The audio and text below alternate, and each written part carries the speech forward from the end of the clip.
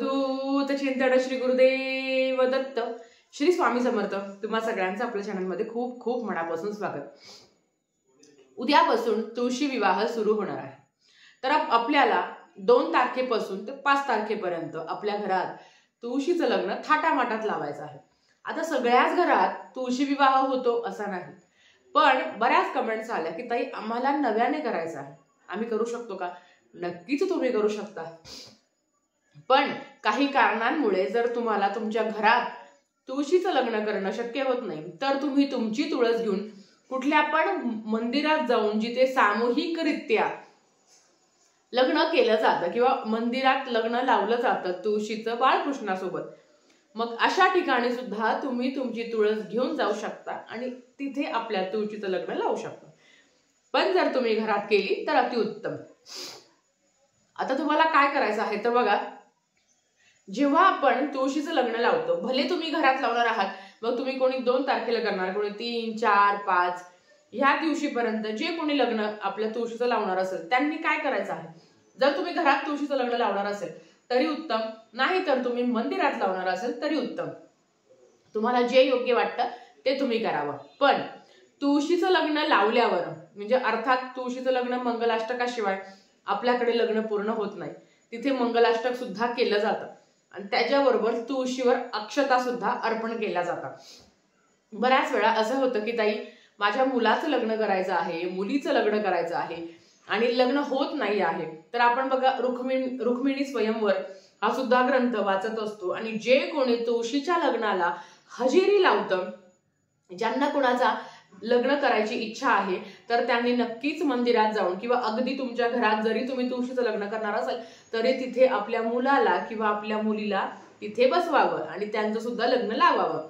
पण ताई माझी मुलगी बाहेर गावी आहे किंवा कुठल्या तरी दुसऱ्या गावाला आहे, मुलगा आहे गावाला, मग अशा वेळेस तुम्ही त्यांना सांगायचं की तुम्ही कुठल्या पण मंदिरात जा जिथे तुळशी विवाह होत आहे आणि आपल्या केंद्रात होतोच, तर त्यांना सांगा तिकडे जाऊन तुम्ही तिकडे उपस्थित राहिलात तरी चालेल। तुळशीचं लग्न लावल्यावर आपण तुळशीचं लग्न लावत असताना तुळशीवर अक्षता टाकत असतो। लांब लांबचे लोक पण टाकतात आणि जवळचे लोक सुद्धा टाकतात। तुम्हाला काय करायचं आहे, तुळशीवर अक्षता टाकल्या, तुळशीचं लग्न लागलं, तुळशीवर अक्षता टाकल्या, संपूर्ण कार्यक्रम संपला की त्या ज्या काही अक्षता आहे, अगदी 4-5 दाणे, तांदळाचे 4-5 दाणे ज्याला आपण अक्षता म्हणतो, ते उचलायचं आणि आपल्या घरी घेऊन यायचं। अगदी तुम्ही तुमच्या घरात जरी तुळशीचं लग्न लावणार असेल तरी आपण तुळशीवर अक्षता टाकतोच। मग काय करायचं, त्या अक्षता घ्यायच्या आणि आपल्याकडे ठेवायच्या, अगदी 4-5 अक्षता। मंदिरात जाऊन करणार असेल तर मंदिरातून आणायच्या, नाहीतर घरात करणार असेल तर घरातल्या अक्षता आणायच्या। आता त्या आणल्यावर काय करायचं बघा, आता समजा एखाद्या ताई सेवा करत आहे, तुळशीचं लग्न अटेंड केलं, त्यांनी घरात लावलं त्यांच्या तुळशीचं लग्न, पण त्यांचा मुलगाच नाही आहे, त्यांची मुलगीच नाही आहे किंवा असेल तरी सुद्धा त्याच्या अक्षता आहे ना, आता समजा मला तुळशीचं लग्न लावायचं आहे, माझा मुलगा माझी मुलगी बाहेर गावी आहे, मग जेव्हा ते येईल तेव्हा कुठल्या पण शुभदिनी त्यांच्या डोक्यावर ज्या 4-5 अक्षता तुम्ही गोळा केल्या होत्या त्या त्यांच्या डोक्यावर टाकायच्या आहे। हा उपाय तुम्हाला करायचा आहे। बघा आता तुळशीचं लग्न तुम्ही घरात लावलं तरी सुद्धा तुमची मुलं तिकडे उपस्थित असणार आहे, तरी सुद्धा ते अक्षता उचलायच्या आणि कुठल्या पण शुभदिनी, मग जर कोणी 2 तारखेला तुळशीचं लग्न करत असेल तर मग 5 तारखेला त्रिपुरारी पौर्णिमा आहे तेव्हा त्यांच्या डोक्यावर अक्षता तुम्हाला टाकायच्या आहे आणि हीच प्रार्थना करायची आहे तुळशी मातेला की माझ्या पण मुलाचं लग्न किंवा मुलीचं लग्न सुयोग्य जोडीदार त्यांना मिळू दे आणि योग्य घरात माझ्या मुलांचा विवाह होऊ दे, नाहीतर सुयोग्य सून मला मिळू दे, अशी प्रार्थना करायची आहे। कारण मनासारखं मिळण्यापेक्षा आपल्यासाठी जे काही योग्य आहे, आपल्यासाठी जे काही चांगलं आहे ते खूप महत्वाचं आहे आणि परमेश्वराकडे तेच मागावं।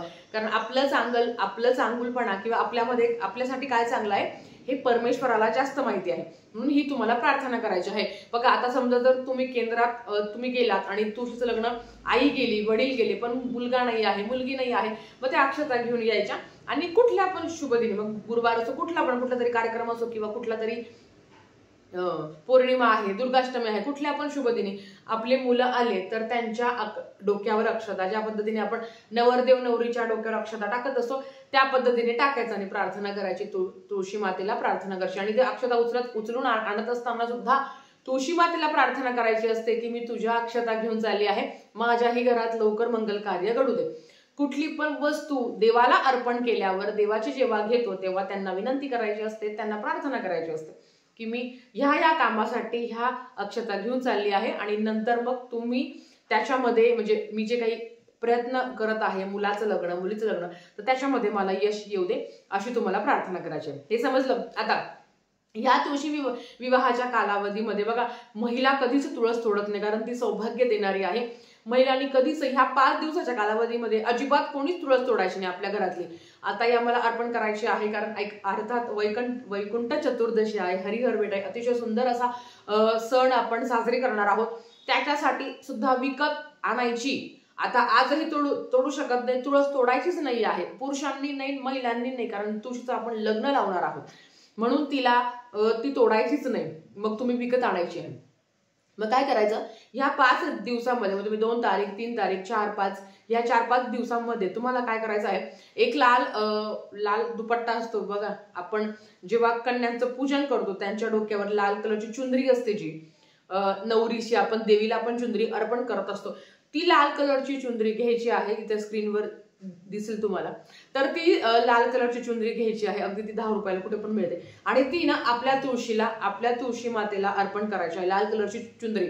आणि कारण ती सौभाग्य देणारी आहे आणि तिला पण हीच प्रार्थना करायची. अगदी तुम्ही 2 तारखेला जरी अर्पण केली 3 4 5 तारखेपर्यंत ठेवा, 3 तारखेला जरी अर्पण केली तरी 3 4 5 तारखेला ठेवा, 4 तारखेला जरी अर्पण केली तरी 4 आणि 5 तारखेला ठेवा, किंवा 5 तारखेला अर्पण केली तर संपूर्ण 5 म्हणजे 5 तारखेला संपूर्ण दिवस ते ठेवायचे आणि तुळशी मातेला प्रार्थना करायची की माझंही जे काही सौभाग्य आहे तर ते चिरकाल टिकू दे आणि घरातली जी काही कटकट आहे, वाईट बाधा आहे, जे काही संकट आहे, जे काही दुःख आहे, जी काही कटकट आहे तर ती कमी होऊ दे.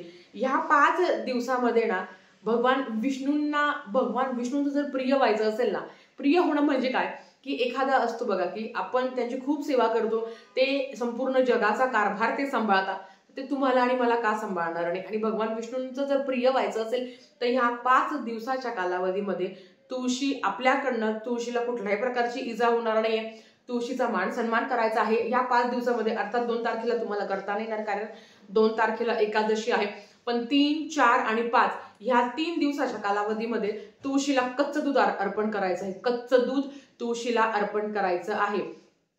3 4 आणि 5 रोज सकाळी उठलं की कच्चं दूध म्हणजे न तापवलेलं दूध तुळशीला अर्पण करायचं आहे. प्रार्थना करायची आहे की माझ्याही घरात अखंड लक्ष्मी नांदू दे. जी काही तुम्ही तुळशीकडे प्रार्थना कराल, जी काही तुम्ही तुळशीकडे मागाल ती भगवान विष्णू तुमचं पूर्ण करतील, कारण त्यांना तुळशीची सुद्धा सेवा तेवढीच प्रिय आहे.